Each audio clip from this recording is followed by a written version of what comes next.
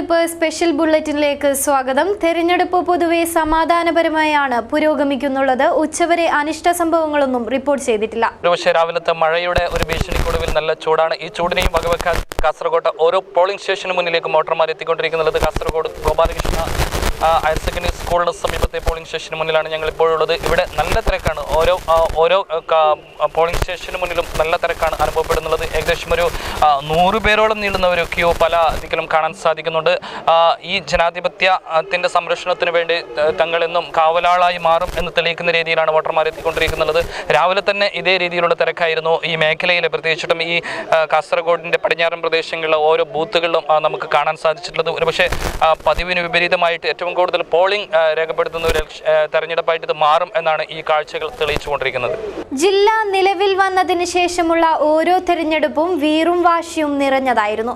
1987 ജില്ലയിലെ തെരഞ്ഞെടുപ്പ് വിശേഷത്തിലേക്ക്. ജില്ല രൂപീകൃതമായതിനു ശേഷം 1987 UDF-ലെ ചെറുക്കളം അബ്ദുള്ള 6476 വോട്ടുകൾക്ക് BJP-യിലെ H. ശങ്കർ ആൾവയെ തോൽപ്പിക്കുകയായിരുന്നു. ഇതേ വർഷം കാസർഗോഡ് മണ്ഡലത്തിൽ UDF-ലെ CT അഹമ്മദ് അലി BJP-യിൽ അഡ്വക്കേറ്റ് ശ്രീകൃഷ്ണ ഭട്ടിനെ 14057 വോട്ടുകൾക്ക് തോൽപ്പിച്ചു. ഉദുമ മണ്ഡലത്തിൽ UDF-ലെ KP കുഞ്ഞിക്കണ്ണൻ അട്ടിമറി വിജയം നേടിയതും ഈ വർഷമായിരുന്നു. LDF-ലെ K. പുരുഷോത്തമനെ 7845 വോട്ടുകൾക്കായിരുന്നു അദ്ദേഹം തോൽപ്പിച്ചത്. ഇത്തവണ ഒസ്ദുർഗ് മണ്ഡലത്തിൽ UDF-ലെ N. മനോഹരൻ മാസ്റ്ററായിരുന്നു ജയിച്ചത്. LDF-ലെ പള്ളിപ്രം ബാലനെ അദ്ദേഹം 59 വോട്ടുകൾക്ക് തോൽപ്പിച്ചു. ഇത്തവണ തൃക്കരിപ്പൂർ മണ്ഡലത്തിൽ LDF-ലെ EK നയനാർ തൊട്ടടുത്ത എതിർ സ്ഥാനാർത്ഥി UDF-ലെ K. കുഞ്ഞികൃഷ്ണനെ 15417 വോട്ടുകൾക്കായിരുന്നു തോൽപ്പിച്ചത്. പൊരിഞ്ഞ വെയിലിലും പോളിംഗ് ശതമാനം കുതിക്കുന്നു. നഗരങ്ങളിലും ഗ്രാമങ്ങളും ഏറെ ആവേശത്തോടെയാണ് വോട്ടർമാർ സമ്മതിദാനം രേഖപ്പെടുത്താൻ എത്തുന്നത്. നിയമസഭാ തെരഞ്ഞെടുപ്പിൽ ശക്തമായ പോളിംഗ് ആണ് രേഖപ്പെടുത്തിയിരിക്കുന്നത്. ഉച്ചവരെ 40% പോളിംഗ് രേഖപ്പെടുത്തി. സമാധാനപരമായാണ് പോളിംഗ് പുരോഗമിക്കുന്നത്. കഴിഞ്ഞ ദിവസമുണ്ടായ മഴയെ തുടർന്ന് വീശിയടിച്ച കാറ്റിൽ പലയിടത്തും വൈദ്യുതി ബന്ധം താറുമാറായി. അതുകൊണ്ട് തന്നെ ചിലയിടങ്ങളിൽ വൈദ്യുതി ഇല്ലാത്തത് പോളിംഗ് മന്ദഗതിയിലാക്കിയിരിക്കുകയാണ്. തൃക്കരിപ്പൂർ, കാഞ്ഞങ്ങാട്, കാസർഗോഡ്, ഉദുമ, മഞ്ചേശ്വരം എന്നീ 5 നിയമസഭാ മണ്ഡലത്തിലും ശക്തമായ പോളിംഗ് ആണ് നടക്കുന്നത്. 1991 വാശിയേറിയ തെരഞ്ഞെടുപ്പാണ് നടന്നത്. ആ തെരഞ്ഞെടുപ്പ് വിശേഷത്തിലേക്ക്. 1991 മഞ്ചേശ്വരത്ത് വീണ്ടും UDF-ന്റെ തന്നെ അപ്രമാദിത്യമായിരുന്നു. UDF-ലെ ചെറുക്കളം അബ്ദുള്ള 1072 വോട്ടുകൾക്ക് BJP-യിലെ KG മാരാരെ തോൽപ്പിച്ചു. ഇത്തവണ കാസർഗോഡ് UDF-ലെ CT അഹമ്മദ് അലി BJP-യിലെ ശ്രീകൃഷ്ണ ഭട്ടിനെ 14874 വോട്ടുകൾക്ക് തോൽപ്പിച്ചപ്പോൾ ഉദുമയിൽ LDF-ലെ P. രാഘവൻ UDF സ്ഥാനാർത്ഥി KP കുഞ്ഞിക്കണ്ണനെ 957 വോട്ടുകൾക്ക് തോൽപ്പിച്ചു. ഒസ്ദുർഗിൽ M. നാരായണൻ LDF സ്ഥാനാർത്ഥി അദ്ദേഹം തൊട്ടടുത്ത എതിർ സ്ഥാനാർത്ഥി UDF-ലെ കൊട്ടറ വാസുദേവിനെ 6678 വോട്ടുകൾക്ക് തോൽപ്പിച്ചു. തൃക്കരിപ്പൂരിൽ EK നയനാർ UDF-ലെ CK ശ്രീധരനെ 14332 വോട്ടുകൾക്കാണ് തോൽപ്പിച്ചത്. മറ്റു വാർത്തകൾ. ജില്ലയിൽ വൈദ്യുതി ബന്ധം പുനഃസ്ഥാപിക്കാൻ ഉദ്യോഗസ്ഥർ കയ്യും മേയും മറന്ന് മുന്നിട്ടിറങ്ങി. പൊട്ടിവീണ നിരവധി തൂണുകൾ KSEB ജീവനക്കാർ പുനഃസ്ഥാപിച്ചു.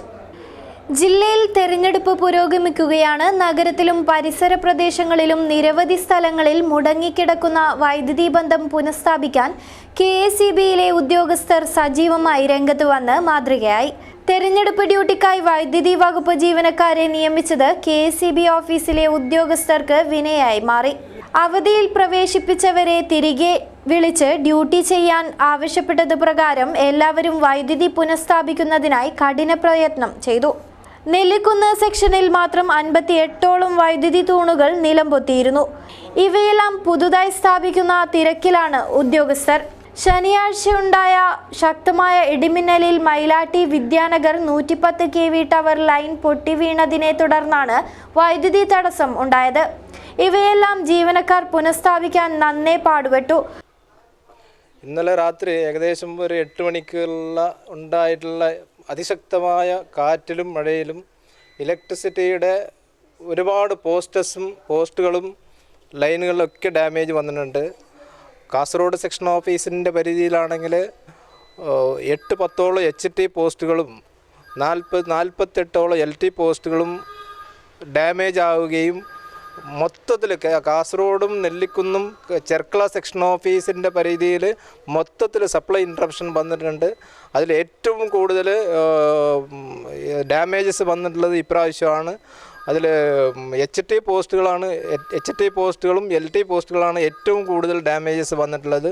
ഇതെല്ലാം ഇന്നലെ രാത്രി മുതൽ തന്നെ നമ്മളുടെ ജീവനക്കാരും കോൺട്രാക്ട് അടിസ്ഥാനത്തിലുള്ള ജീവനക്കാരും ഒക്കെ തന്നെ ഇന്നലെ രാത്രി 8 മണി മുതൽ തുടങ്ങിയിട്ട് ഇപ്പോഴും ഫീൽഡിൽ തന്നെ വർക്ക് ചെയ്യുകയാണ്. അപ്പോൾ സപ്ലൈ റീസ്റ്റോർ ചെയ്യാൻ വേണ്ടി എല്ലാവിധ നടപടികളും എടുത്തിട്ടുണ്ട്.